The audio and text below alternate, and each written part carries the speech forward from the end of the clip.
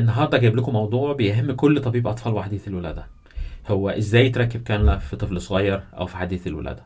جايب لكم خطوه بخطوه ازاي تحاول انت تركب الكانولا بطريقه صحيحه، وازاي حتى تسحب عينات الدم لو احتجت تسحب عينه زي لو عايز كلتشر او عايز بعض عينات الدم.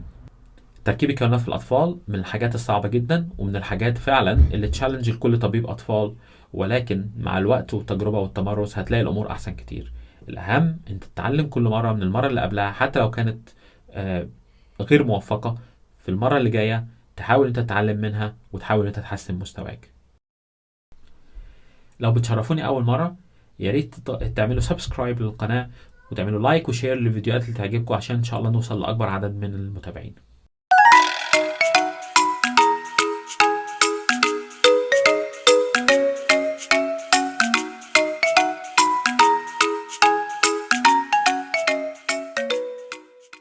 اول ما نبدا طبعا ما تتوقعش ان الطفل هيجي يقابلك بالاحضان ويقول لك لو سمحت تعالى ركب لي كانولا، اصل انا محتاج كانولا. الكلام ده طبعا مش هيحصل، وعمرك ما هتشوف طفل هيجي بمنتهى السهوله وبمنتهى الامان ويعطيك ايديه ويقول لك لو سمحت ركب لي كانولا. وما تنساش ان الموضوع ده فيه طرفين، في طرف حتى لو انت كنت متوتر جدا ففي طرف تاني برضو متوتر اكتر منك، وهو جانب الطفل والام. اول حاجه لازم تهيئ الاسره كويس قوي ان انت هتركب الكانولا دي.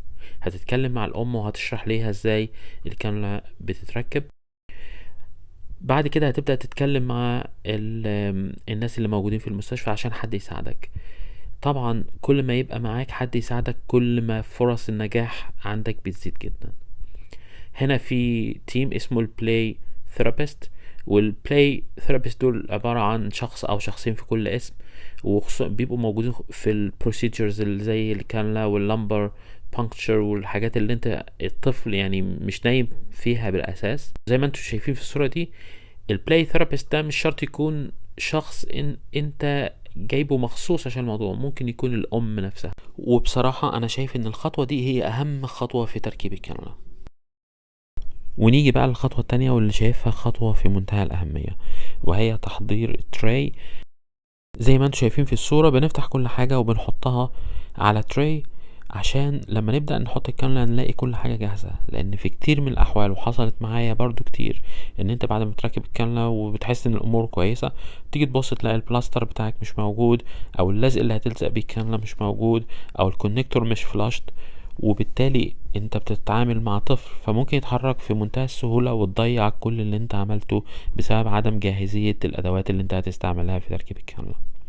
في اللقطات اللي جاية هشرح بالتفصيل ايه الحاجات اللي احنا بنستخدمها هنا في انجلترا لتركيب الكاميرا، وده هيبقى مهم جدا لاي طبيب جاي انجلترا ان هو يتعرف على اسماء الحاجات دي، عشان وانت بتركب الكاميرا تسأل التمريض وتقول لهم انا عايز الحاجة الفلانية فيجيبوها لك بمنتهى السهولة.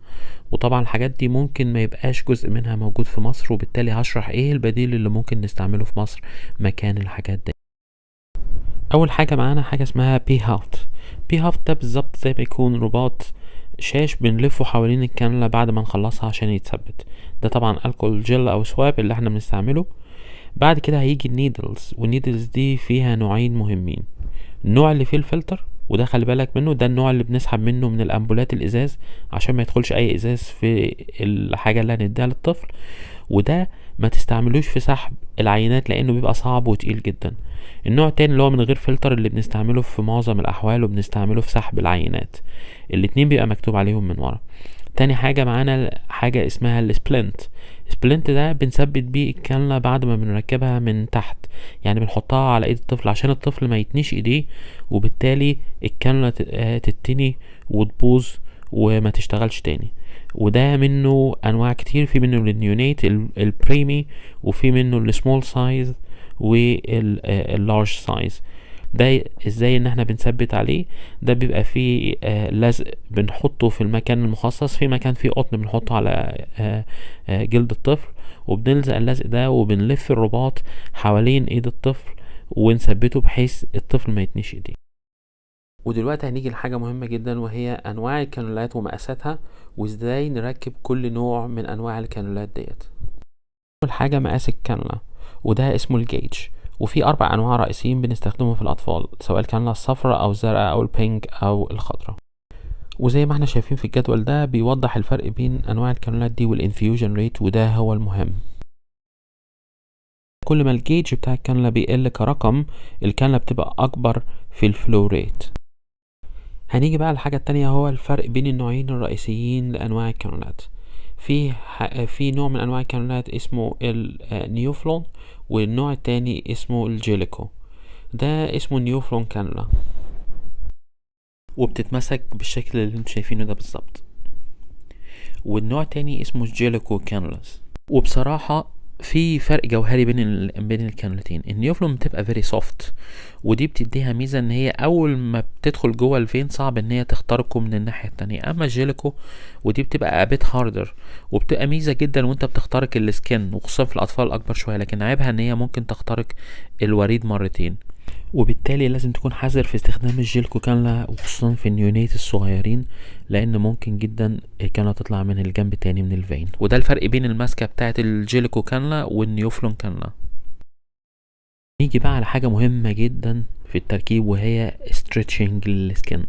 لازم وانت بتمسك ايد الطفل لازم تعمل stretch للسكن وتخليه ثابت في ايدك، وده هيديك فرصة اكبر ان انت تخترق الجلد والوريد مع بعض مباشرة. لكن لو خليت السكين بتاع الطفل redundant ممكن تخترق السكين وما تقدرش تحدد الوريد بصورة كويسة، وبالتالي تفقد الوريد بمنتهى السهولة. شايفين الماسكات دي كلها جود ستريتشنج للسكين. الفين واضح قدامك مثبت الفين، وبالتالي الاختراق هيكون للجلد والوريد في نفس التوقيت، وده هيديك فرصة اكبر جدا ان انت تركب الكانولا بتاعتك. وده طبعا عايز تمرين باستمرار، لان بيبقى فيه صعوبة في بعض الحالات ان انت تعمل ستريتش للسكين، ولكن كل جوينت بيبقى ليه الماسكة بتاعته.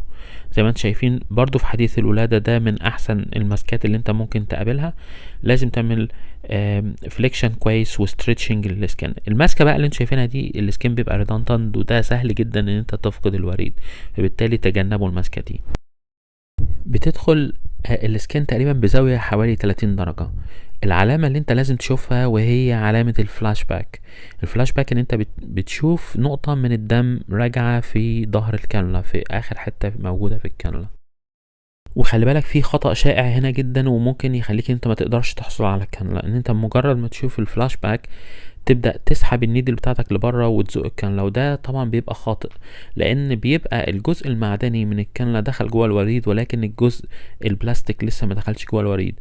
فلازم تطمن ان الجزء البلاستيك دخل، وبالتالي لازم تزق الكانولا حاجة صغيرة جدا جوه الوريد عشان تضمن ان الجزء البلاستيك دخل جوه الوريد. وده بيوضح لك الطريقتين اللي انت هتثبت بيهم الكانولا، وهتعمل ثريد للبلاستيك بارت بتاع الكانولا وتسحب النيدل من ورا. وده بيختلف على نوع الكانولا، سواء انت كنت بتركب نيوفلون كانولا او بتركب جيليكو كانولا، وكل واحد بيبقى له طريقة معينة باستخدام الصوابع. زي ما انت شايف من ورا بتحاول انت تثبت بصباع من قدام، وان انت بتحاول تسحب النيدل بتاعتك من ورا، وبعد كده تعمل ثريد للفول كانولا. خلي بالك برضو في حاجة هنا مهمة، مجرد ما تسحب النيدل اللي بره الدم هيبدأ ينزل ويدخل تحت الكانولا، وده هيخلي التثبيت بتاعها صعب بالبلاستر. فحاول انت تكون مجهز الكونكتور عشان تدخل جواها على طول. وده زي ما احنا شايفين برضو بيوضح ازاي ان انت بتعمل ستريتش للسكين. لو انت ناوي تسحب عينة كالتشر لازم تبقى هي اول عينة تسحبها علشان تقلل فرصة الكونتامينيشن. بعد كده هنتكلم بقى على تثبيت الكانولا نفسها. ده اسمه تيجاديرم، وده زي البلاستر وممكن نستعيد عنه ونستبدله ببلاستر في مصر لو مش موجود تيجاديرم. بتسحب منه الجزء اللي زي البلاستر اللي موجود في المؤخرة بتاعته، دول بيبقوا 2 أو 3 على حسب النوع. ده اللي بيثبت بيها الجزء البلاستيكي من الكانولا في السكن، وبعد كده تعمل الكونكتور توصله بصورة كويسة. تحاول تثبت 2 مثلا زي ما احنا شايفين كروس على الكانولا من فوق بحيث ان هي تثبت، وبعد كده بتيجي تثبت التيجاديرم نفسها. بتاخد التيجاديرم بعكس اتجاه الكانولا وبتدخلها في الجزء اللي هو الفتحة اللي موجودة في التيجاديرم، وبتثبت التيجاديرم في السكن وحوالين الكانولا نفسها، بحيث ان هو يثبت الجزء البلاستيكي بتاع الكانولا ويثبت في السكن. يعني بتاخدها وتثبتها الاتنين في بعض.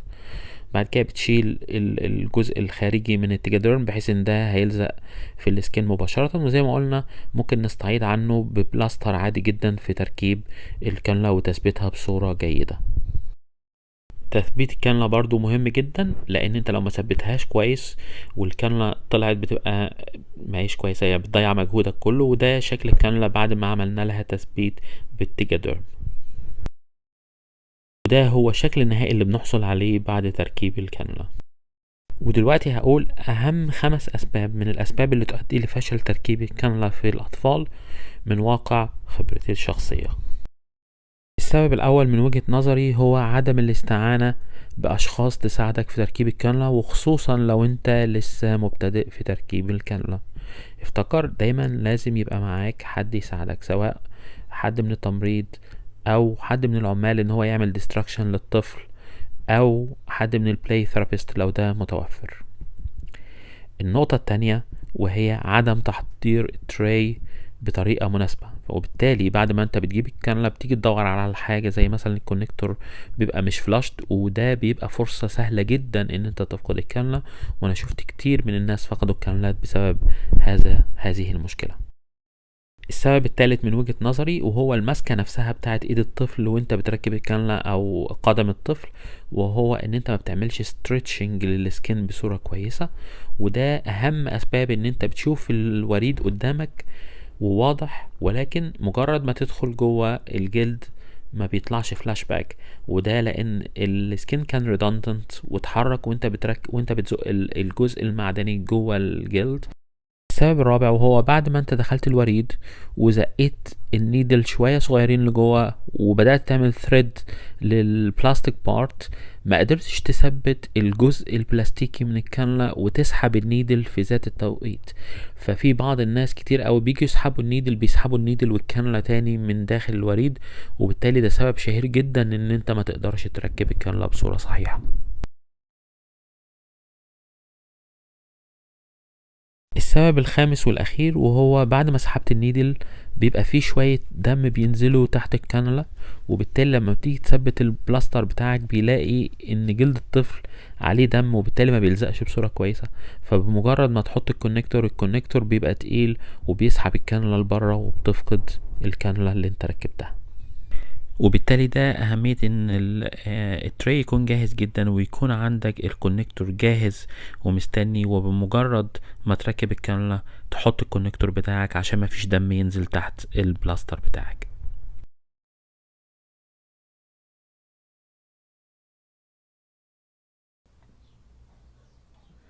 وبنهاية الفيديو اتمنى يكون الفيديو عجبكم، وما تنسوش لو عجبك الفيديو اعمل لايك وشير، واكيد تعمل سبسكرايب للقناة عشان ان شاء الله الفيديوهات الجاية هتبقى امتع، وان شاء الله تستمتعوا بالقناة.